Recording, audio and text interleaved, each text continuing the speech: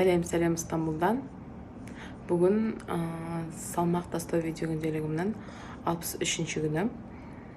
Бүгінгі салмақ 105-те 1. Жайлап түсіп жатырмыз. Шүкір.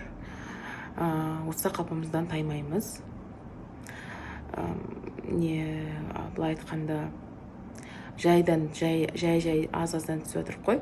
Бірақ соның өзіне де жайлап жүріп, өзіміздің соңғы нәтижемізге жетеміз деген ойдамын. Өзіме мақтан тұтатыным. Мен мысалға бұрында осылай дұрыс тамақтанумен жүріп келе жатамда, бір мезгілде андай срыв болған кезде арғата мен жалғастырмайтын болдым дұрыс тамақтануымды. Арғата сол бұрынғыша жарыны бәрін жей беретін болдым да.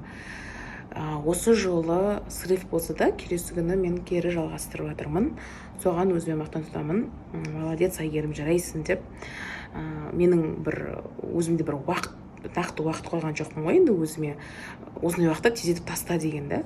Сол себепті асықпай, жайлап, барымша ұстап бәрінде бір жағынан өзіме де бір жайлап әдет болып жатыр да, дұрыс тамақтану.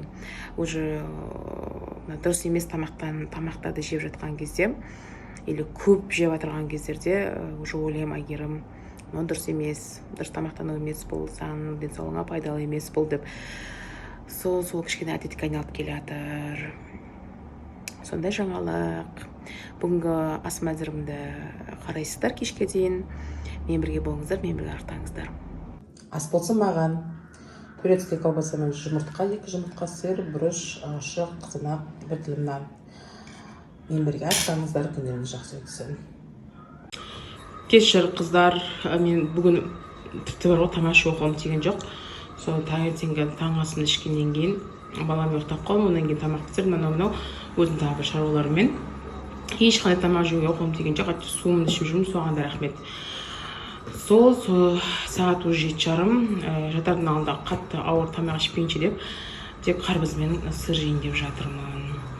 Қарағандарыңызға рахмет, ертеңге дейін көріскенше.